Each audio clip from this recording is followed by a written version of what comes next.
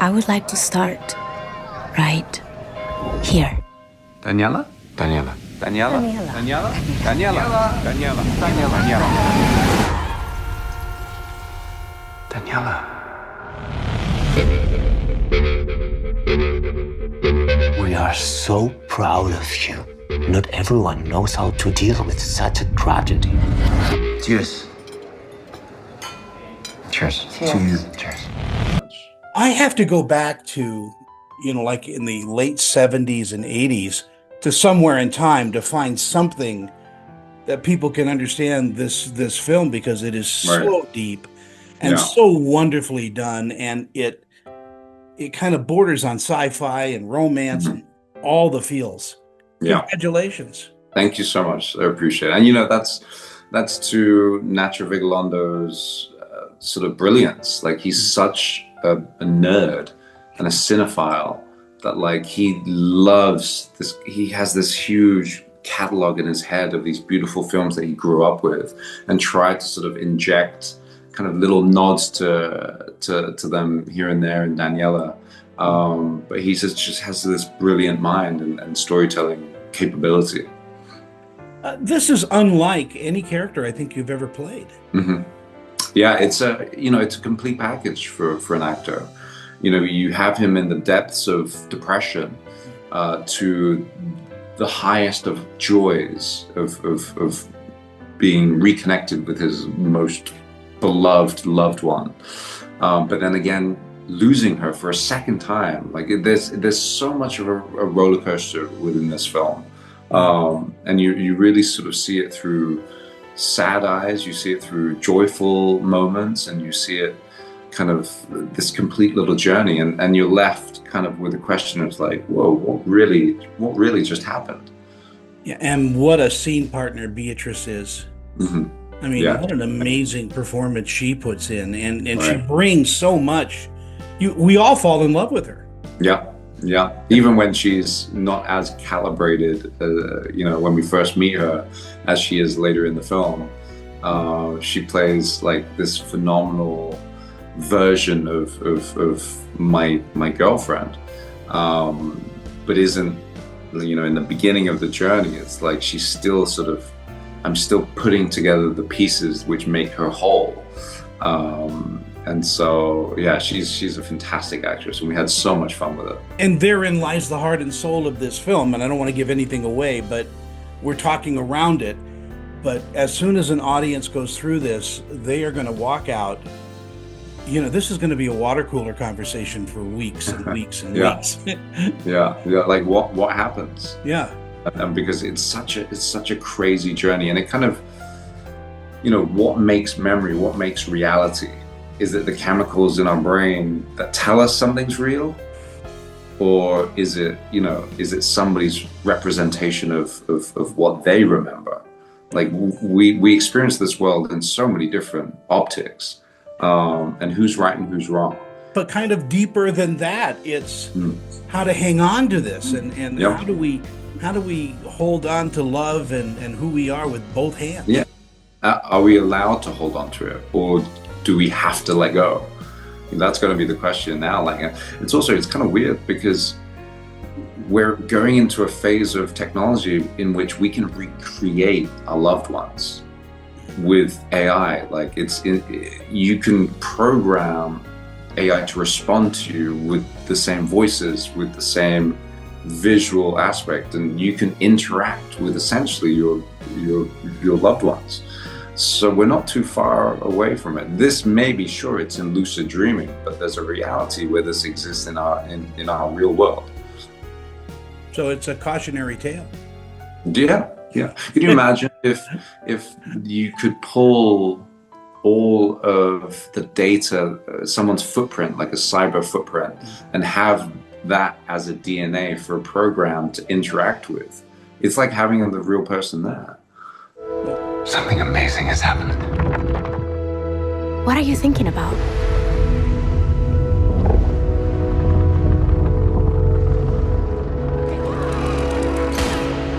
So you're going to stay forever?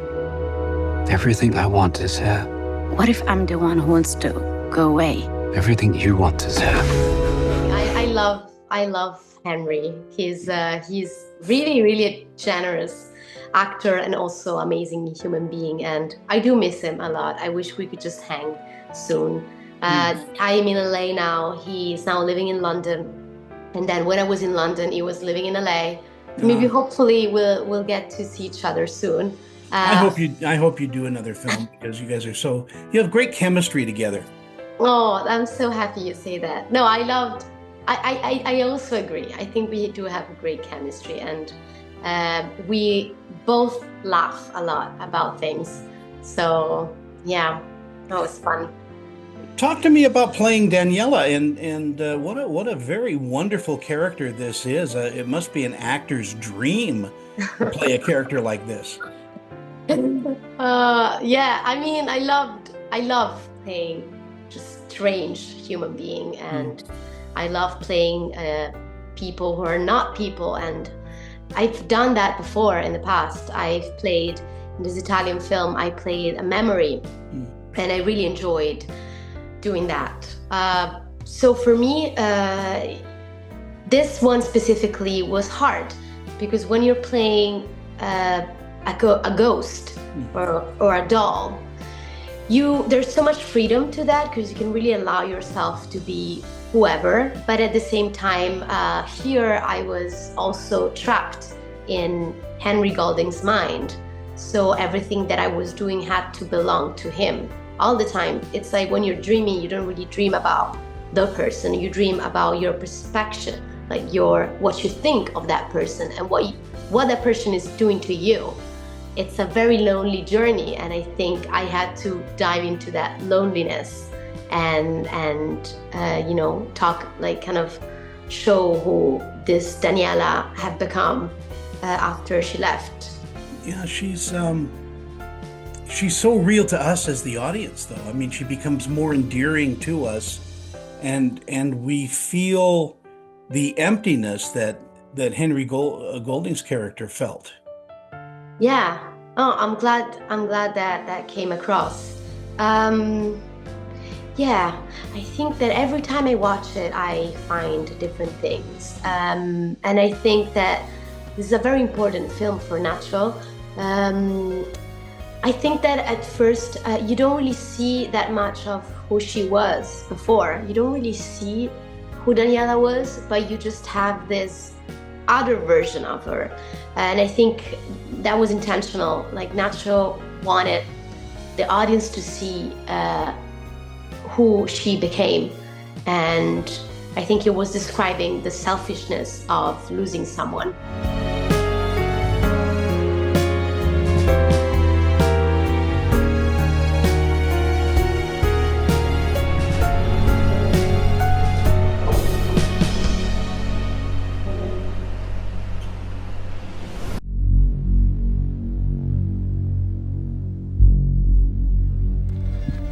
Okay, you guys are filming? I've done a lot of stories, but nothing could have prepared me for this. What we're about to show you is extreme and upsetting. This truck pulled on the side of the highway, and two guys inside are watching us. Hi, Mariana. Congratulations on season 5. Wow. And it's getting deeper and deeper.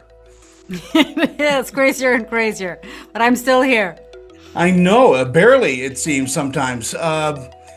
What kind of magic do you have to get these people to talk to you on camera? I mean, it seems like they come up and they're gonna, go against a cartel or something by talking with you, and you seem to make them feel okay.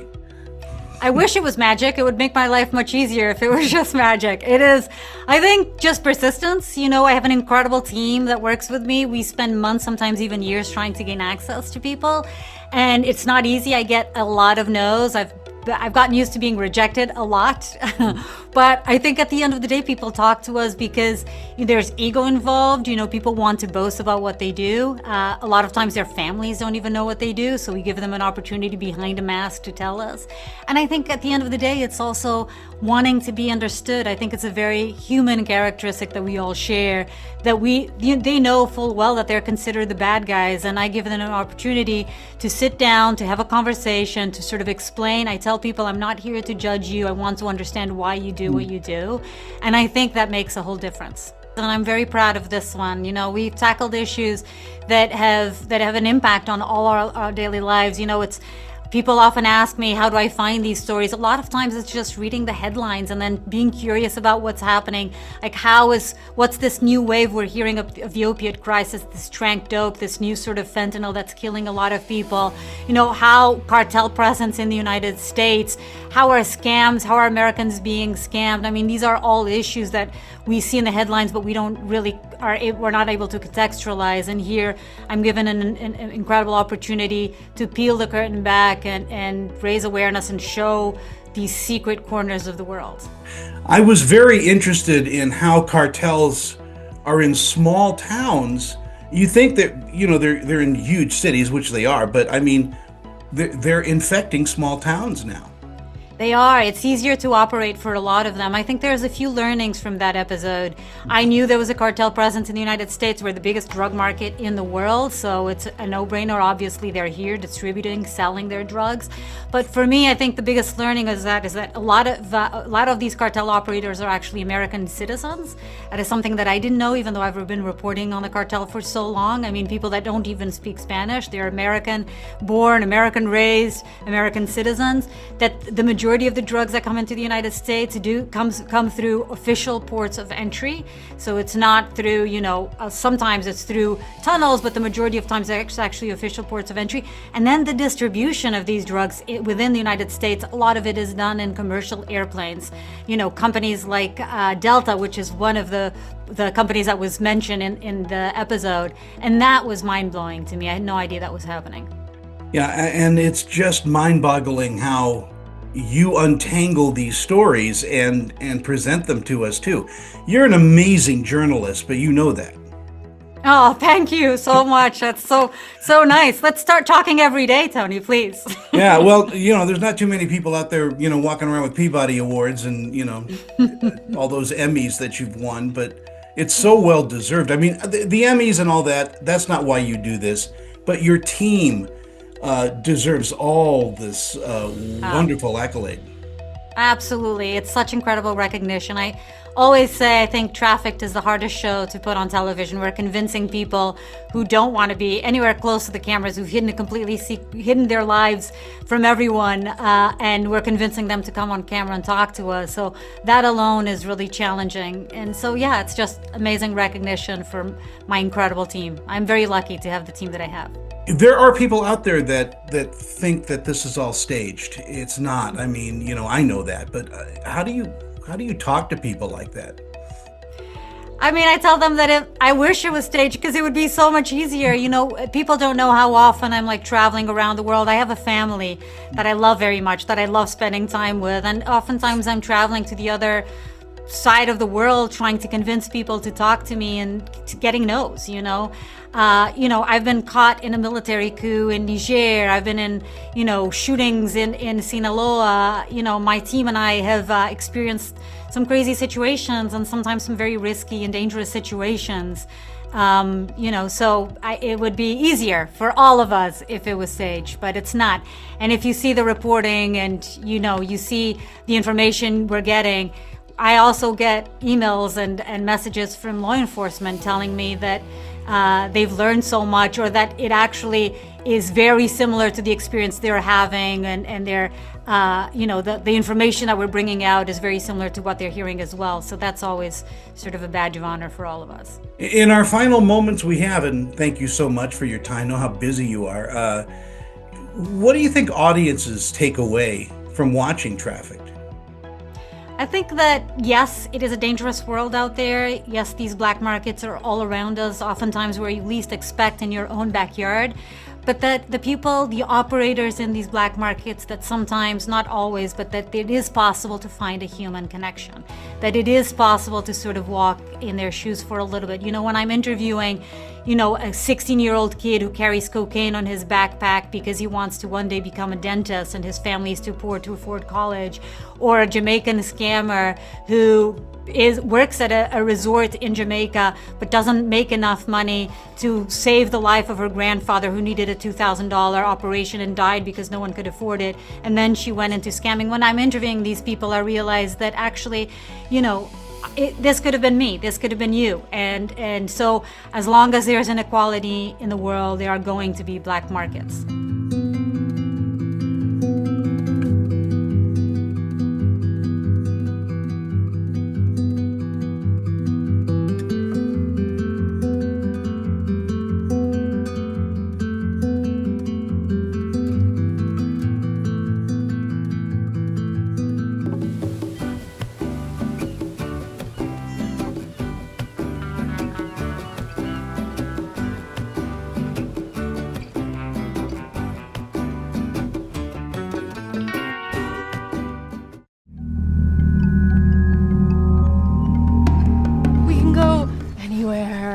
Anywhere in the world, and you want to go to Albany. And Cleveland.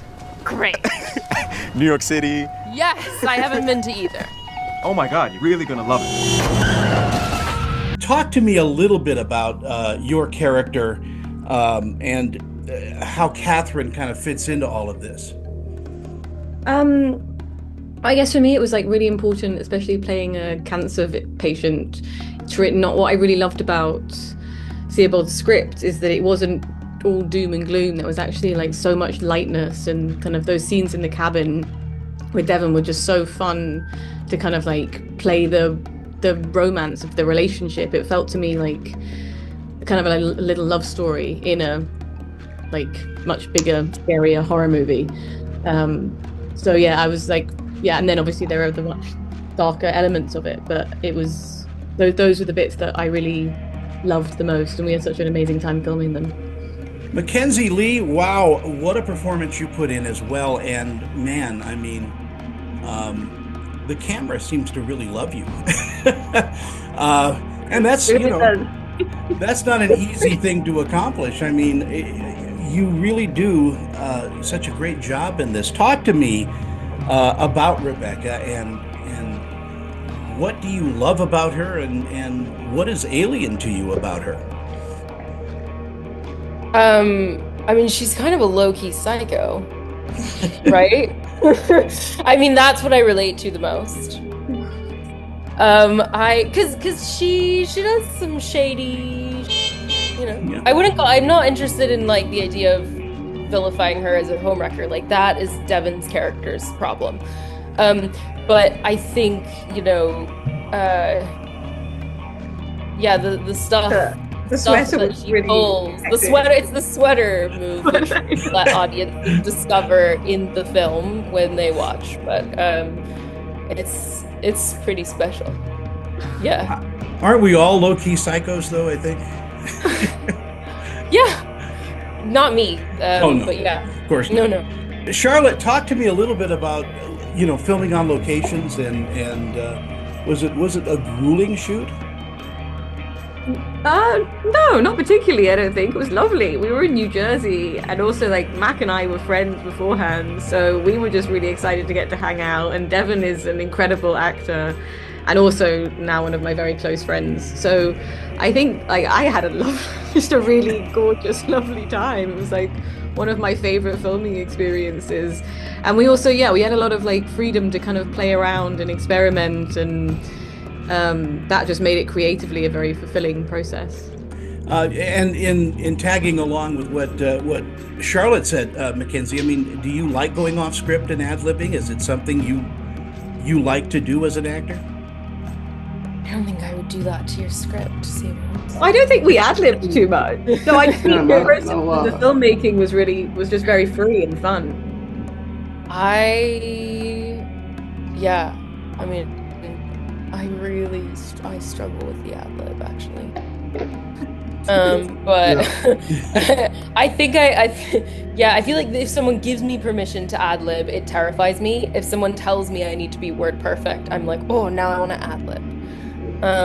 So it's whatever resistance occurs there. But definitely that we were word perfect, I think, in this, and also like in this script, I think it's sparse in terms of dialogue. So I think then the work becomes like real life.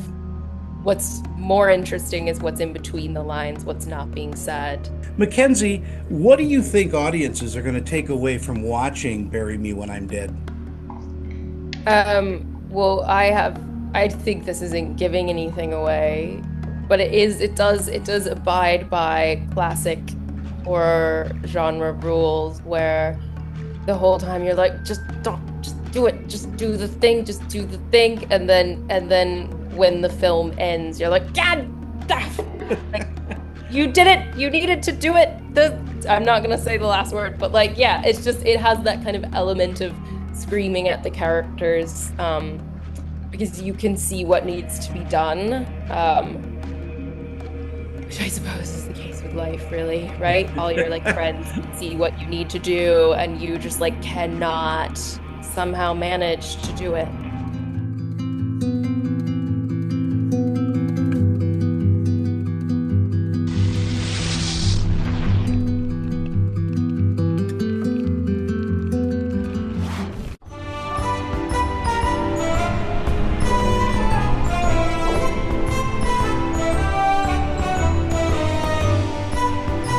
Thanks for watching Screen Chatter tonight. If you'd like to know more about the show, just log on to our website at screenchatter.com. And you can also follow us on social media platforms like Facebook, Instagram, X, and Blue Sky.